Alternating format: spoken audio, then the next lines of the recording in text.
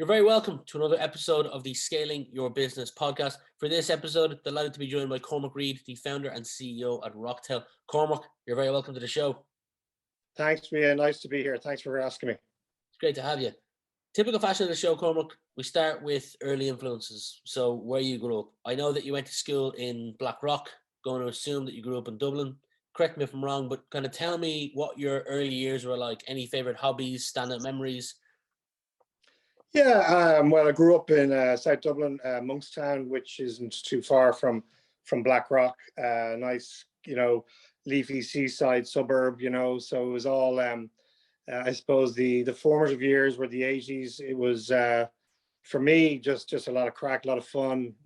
Sports wise, played a lot of tennis in the tennis club more than I was probably anywhere else. Interesting, my parents put me in the tennis club out in Lansdowne, which I had to cycle to. So that kept me fit, having to go out to that every day, pretty much in my teen years. But yeah, and obviously went to school locally there in Blackrock. Interesting. I've been to Monkstown a couple of times. My grandparents live in Kilkenny, but also have a house in Dublin, and we usually do Chris Kindle every year somewhere around Monkstown. What did you want to be when you were younger? When go back to young kind of pre-teen Cormac, what did he want to be when he grew up? I think I was always drawn towards business in general. I was very much interested. I have very early vague memories of kind of hotel and kind of that type of thing, and fancied myself involved in that in some capacity. I then got jobs in college as restaurants and bars and things, and I realized that was probably not my natural fit long term. But that end of things. But yeah, it was always in business, always working on opportunities, and I was kind of did the whole kind of Christmas wreaths and trees and all that stuff in my late teens to earn a few bob, and I think that was always kind of a kindle of the entrepreneurial spirit that was there. But I think as early as late teens, talking to colleagues in school, we were always fashioning ideas that we would someday go out and do something, and but needless to say, the internet didn't exist, so that wasn't on the agenda at the time. It was probably more related to other avenues, but yeah, so that was no specific. I certainly knew I didn't want to be a doctor. I wasn't big on blood and things like that, so it was going to be business for sure. And when you mentioned all the kind of side hustles that you had, is there anyone influential in your life that you look to that you think influenced that? A teacher, a close relative, a parent? Well, I knew my grandfather, who passed when I was in my teens, but he would have been a businessman back in the day. And, I suppose listening to the stories from him and seeing him interact with my own father was certainly interesting. I had uncles who were in business, and I got a sense that it was always interesting to look at going down that path. My own father was successful in a corporate world, more kind of a corporate orientated person, but also kind of a sports was his big thing. So he was just always about the sport, and that was his main thing as a kid growing up. So there was no sitting around really tolerated. You're out either kicking a ball or hitting it or doing something, and that was basically the education that I got there. But yeah, I think on my mum's side, there was always encouragement, if you like, that you can always beat your own path and go after something if you really want it. It's all about passion, things like that. So tell me then, I know that after secondary school, you went and studied accountancy and business. Why did you choose those two topics?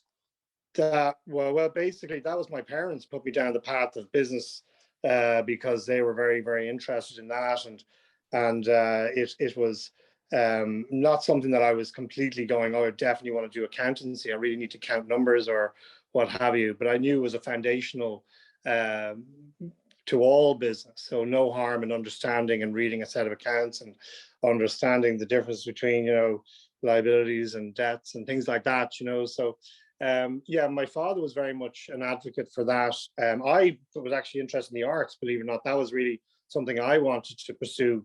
When I think back now that you're asking the question, I mean, I was very interested in painting and all that side of things. but I had good friends who were experts and I wasn't at that standard. So I kind of realized that there was no, Leonardo da Vinci in me, really. It was more just kind of an idea. And my father was obviously pushing me the business route. So that's what came about. And I suppose in school, there was those vague memories of those guidance counselors who'd kind of say, well, look, and they were actually putting me down the engineering path, and it was interesting to have that identified at an early age, but yet business was very much the family agenda. Ironically, now I work with engineers all around me, and it's probably quite a comfortable space for me. I'd like to, before we get into anything to do with RocTel, to rewind to the year 1993, after you left studying accountancy business, or you finished it. You landed a sales role at a company I believe was called Reflex. The question here is, you spent over a year in sales. What was it like? What lessons did you take from it? And do you think others should gather, other future CEOs and entrepreneurs should gather a year in sales before they go into the role? Yeah, I mean, sales is probably a grandiose title. It was really ground level start. Reflex was a PLC at the time. It was an IBM house. I didn't at that stage really know even what IBM was, if I'm honest. It was really early doors. Walked into a building in Sandyford and a bunch of people doing something with computing. I really didn't know very much. So I was told to go into the warehouse, put on a white coat. I was in my suit. I said, what's the white coat for? This is a bunch of boxes over there. They need to be over here. So, wow. So I was there going, okay. And you got to remember, back in '93, it was 17% unemployment. A lot of my friends were still going to the UK, to the US. I was very fortunate to kind of get an opportunity to start in that company. I think once they met me very quickly, within a handful of weeks, they said, do you want to get into sales support, the background of that type of thing, which ultimately meant a thing called the Compass Directory, which some of people my vintage would know about, this big, thick book that you were given. And there was no training, there was none of that. It was a phone, there was a book, and you either did something with that or you didn't. And if you didn't, you were gone. And at 17% unemployment, that was a real challenge. That was very much a very, very challenge. So it was a real kind of high octane sales environment that I was at the very junior. I was only a young fella, and you had to kind of fight for your place, as it were. So I was high energy. I was up for it, and moved very quickly into the services end of things, as in maintenance and large accounts, working with like CRH and people like that. And it was very much, they were in the enterprise space. So I got a sense of what these big organizations needed infrastructure and computing for, and what the whole business model was. I was very much turning that around. And there was a very senior business owner involved in that. Kilduff was his name, and he was very Tony Kilduff, very successful businessman. And I suppose even as a young fellow, he wouldn't know who I was, but I knew who he was, and I was keeping an eye on what he was up to, and I liked the way he kind of was coming in and making things happen. Mm. I'm not going to go through each one of your roles, but the next role you had after Reflex was just over 5.5 years at DSS. Yes. You finished up there as a communications business manager. So in those almost 6 years, you've obviously gained a lot of experience and carried some of those lessons from Reflex as well. I'm assuming from your title that you both managed people and helped grow the business. So when you look back to that time, are there perhaps one or two skills or behaviors that you got the chance to improve while there that you've carried with you to now being the CEO of RocTel? Yeah, I mean, that company, DSS, they call themselves Codec now. They're an established company doing very well. But when I was there, gosh, a long time ago now, what I got from there was, again, just another opportunity to develop skills around sales and account management, dealing with enterprise corporations, that type of thing. And I suppose when I was at that stage, I wrote a business plan for them around this whole idea of selling services around the internet. And at that stage, believe it or not, that wasn't even a consideration for them.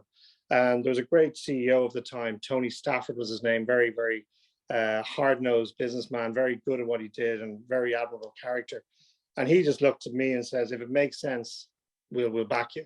Mm. So I had to do the full, there's my accountancy training came in. I was able to put a nice business plan together, stress tested and all the analysis that goes with it. And he backed it and off we went. And it opened up a whole new area for me as an individual about the whole telecommunications area, because it really was pivotal that infrastructure was one thing, but telco was another, and you needed to bridge those gaps, how you could deliver services. So at those formative years in my late 20s, it was a great opportunity. And yes, got to hire some very, very key people and manage a team. And it was, all of those skills were brought to bear and ultimately developed. They were very good in that they identified myself and another colleague. We went on a Harvard business program. They flew in some people from the States, and it was like a 6 to 8 week program around business management. And that professor literally blew our minds within 10 minutes of meeting him. And I think those opportunities are somewhat happen chance if you get people like that who come into your life. And then you get the opportunities are really kind of flattened out for you. And that was very much formative years, but gave me a real belief of potentially going to the next step of going out and doing some business. Now you're the CEO of RocTel. Rather than me kind of give the 30-second commercial, you'll do a much better job because it's your business. So the mic is yours. Yeah, thanks, Rian. Well, RocTel, we're 20 years in business. We spun out of our consulting business when we first started out. We service mid-market multinationals, our sweet spot, companies around every county of Ireland, many countries in the world. We've connected and managed customers. Most of our clients would be large to mid-sized multinational and Cisco technologies, infrastructural related top projects, carrier services from multiple vendors, so we're carrier neutral. And ultimately, we solve problems for companies that are requiring to have their whole digitization improved, that whole transformation that people speak of, where the business is now in the cloud, the buildings are probably getting smaller, and RocTel facilitate connecting all of that and bringing the workforce into that whole domain as well, wherever they may be. Sticking with your role as the CEO, I noticed that you're celebrating 21 years in business this year. So congrats on that. As you looked at other CEOs who are probably in a lot of strategy meetings at the moment for next year and beyond, and you look back at all those years that you've had a business, what are some of the blind spots that you've got to be aware of as you build a business? Not having a common language, not building a bench, not focusing on lead generation. What are some of the things that you think can hold back a business? Interesting question. I mean, there's so many things that can hold back a business. I think the one thing is you can never be complacent, even if you get to a stage where you become, everybody is a startup at some point, whether you're funded or not. And then you get to a stage where you get a bit of traction and you're building. The key is definitely not to get complacent. From the point of view as well, the other thing is your customers are ultimately king and you've got to look after them. I know that sounds cliche, but that's very important. I think having been 21 years, obviously we had a very nice time of being at the very beginning of the tiger economy. And we felt that we had knocked it out of the park and we were having a great time. And then the crash came. And having to weather that storm was a real eye-opener, having to come through that. And I think then, we came through that and coming out, and then pandemic hits. And you're kind of going, okay, you couldn't write this stuff. We only got a handful of years before we had to deal with another type of crisis. And notwithstanding the entire infrastructural technology change from analog to digital to cloud-based services is also massive infrastructural change for the customer, but equally for service providers to be able to pivot and manage that. So very specific to our business, I think that one of the key things that we all have to look out for is how we are actually delivering services and solving the problems that the customers have, not just today, but 3 to 5 years down the road, making sure they're match fit as their businesses need to either compress or expand depending on the type of organization. One thing we've learned over the last 2 years with the pandemic is we've had most of our customers accelerate. We're very lucky. But we've also had some contract. We've had to work with them and basically facilitate dialing down services and obviously spinning up other services for other clients. I think that flexibility has really helped us build very strong rapport and relations with our clients.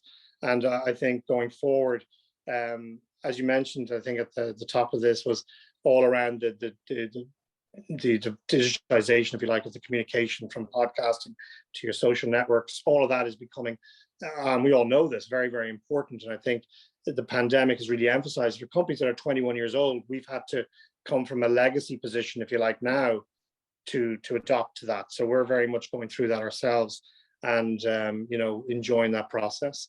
But I think you just need to be true to who the business is, stick to what you're very good at, develop your services around, very strong service ethos and go from there. When you look forward at growing the business and continuing to achieve that growth, let's say over the next 12 to 18 months, what are some of the things that I imagine referrals are a big part of landing net new accounts for you, having been in business for 21 years. But what are some of the things that you're focused on to achieve that continued growth over the next 12 to 18 months? Well, we're now very much doing a lot of outbound marketing is a big part of it. As I mentioned, we've taken in some marketing people who are literally looking at RocTel going, this is like a well-kept secret in some respects. So we're ultimately getting ready to push out in a full digital strategy around that, which is exciting. And I'm literally just going, do your magic, marketeers, because it's more of their sweet spot than my own.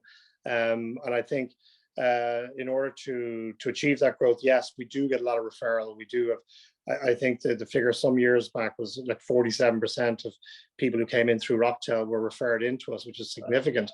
Now that was going way back, but I mean, it is very much the type of customers we deal with. We've got customers who employ hundreds and hundreds of people. They're we're deeply entrenched in what they're doing, what they need. And I think they also have an ecosystem of people they deal with and their peers. And if we're solving problems for them, they often just say, look, if you're going through it, you need to pick up the phone to Cormac and his team. So it certainly has helped. But yeah, for the next 18 months, it's all about the outbound marketing, growing the brand, raising the awareness. And that's a big part of what we're doing. Is there a tool that you use daily that you can't live without? I suppose there's so many. I've got a lovely little phone, as we all do, these smartphones with our little boxes of apps that I call a RocTel Work. And in there's probably about 9 apps, from HubSpot to Microsoft to WebEx to, you name it. And there's a bunch of them there that are critical to the delivery. And what I love is the fact that we can now see every single node on our networks, which has spanned literally from North America to Russia. And I can see them on my phone and see red or green lights. And we like to see green lights. So, but it gives us a very, very close to the pulse of what's happening. And all of that's on the mobile phone, which is incredible, really. And yeah, so which one would couldn't live without? I suppose it'd be hard to single one out in particular, but the overall finance apps, the commercial apps, the CRM apps, all of them. You mentioned phone. I'm a bit of a gadget freak, and I like to get random gadgets as well that people never expect. The other week, I bought the world's smallest phone. No way! I've seen one of those. I've never seen them in real life, but I've seen them about. Yeah, very cool. Absolutely tiny. It's about the size of my thumb for anyone who's smaller than my thumb for anyone who. And does it work well? Yeah, it does. I've dialed a number on it, and it's very clear, and you can text as well on it. I'll put a link in the description for anyone who's listening to this. Yeah, do. It's interesting. The Nokia, I think it's called the 6110 or whichever phone it was. It was a bulletproof phone of back in the day that they've re-released it, and people who don't want all the apps. They just want to be able to phone and text, and it's somewhat popular. Personally, I have to say I enjoy. I get the new. I do everything that everybody else does on their smartphones. It'd be hard to go back to a Nokia 6110 for me, but I can see where some people like it. With you on that. This question usually gets people to think for a minute or two, so I'll just throw it out there and see what happens. Okay. What's your personal definition of success? That's a good question. I mean, I suppose if we all look at ourselves as layered, multi-layered. You know, there's for me, obviously family is really important. My own immediate family, my kids, my wife, and interest. My kids are at school away, and they came back, and we were watching Survivor Australia on TG Car. I don't know if you've seen it. It's a great TV show. And we were all there, whatever, 11, and my 16-year-old was even there. We're all together. I sat back, and I kind of felt, as everybody was roaring at the TV over something, that for me, that's success. That's a nice family day that we don't get all the time, and it was fun. And then from a commercial perspective, I'm in a position now, 21 years on, where you build up a business. You know, we're very, you know, in good place, and we're plenty of contracts running out for many years. So we're in a position now where we're able to look and see what's next for us, and I'm really enjoying this time of evolution in the business. So for me, that's a success point, to be able to have that, as I sometimes say, enjoy the pause. If you do get a chance, just go, okay, now we're in November, from now to the end of the year, it's all about thinking for next year. And let's just say when 2010, 2011, you'd asked the same question, I wouldn't have had that time to pause. It was a firefight. So I think the opportunity to have that is success in itself. And you know, can have nice things and nice bits and bobs, and that's all lovely. But the reality is, it's health is your wealth, and your family, for sure. How important do you think relationships are in business? Well, business relationships are very important. I think in some ways the pandemic has changed the kind of the four ball, the golf. I sail, I go out, and that's one of my main sports, and it's this great camaraderie there. But the days of kind of, you know, using that for pure, you know, sports for relationships, I think it's now, it's, as you say, it's about building rapport with people over time. As I would have customers for 15 years, being available. So yeah, it's super important, but it's changed in the last 18 months. We don't get to go out and have a coffee and have a chat and go for dinner like we would have done. I'm looking forward to that returning, but it is very important, for sure. Final question for you, Cormac. If you were the final decision maker in adding a mandatory subject to the secondary school curriculum, what would it be and why?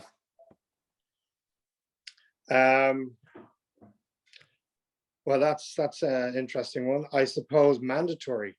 There's a couple of things you shouldn't come out of school without. One of them is knowing CPR. Another one is knowing how to swim at least 100 meters. And they're kind of on the physical level. And then from a business perspective, I think everybody should learn emotional intelligence. I had the privilege of doing a technology spin out at one of the universities, dealing with very, you know, academic orientated people, which is great. But I did get a sense that sometimes there's a gap there in the skills knowledge for some people, that communication is going to become more important than ever before.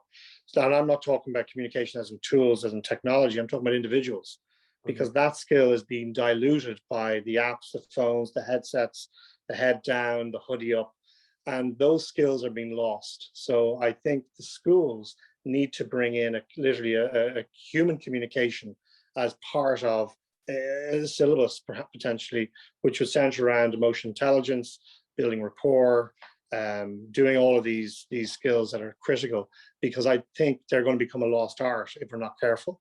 But particularly for some academics and people who are potentially less, you know, I suppose, extrovert or able to talk in front of people, these skills need to be given to everybody at a basic level. So when they all come out, they're match fit. And many founders are technical people, and the one drawback they have is communication, which is key. Cormac Reid, founder and CEO of RocTel. It's been a pleasure having you on the podcast. I will leave links to both your personal LinkedIn account and your company page. If there's any other links you'd like me to include, just drop me a message. But for today, thanks for being my guest, and I wish you continued success. Listen, Rian, thanks very much. Enjoyed it. All the best for your podcast, and talk to you again. Take care. Thanks.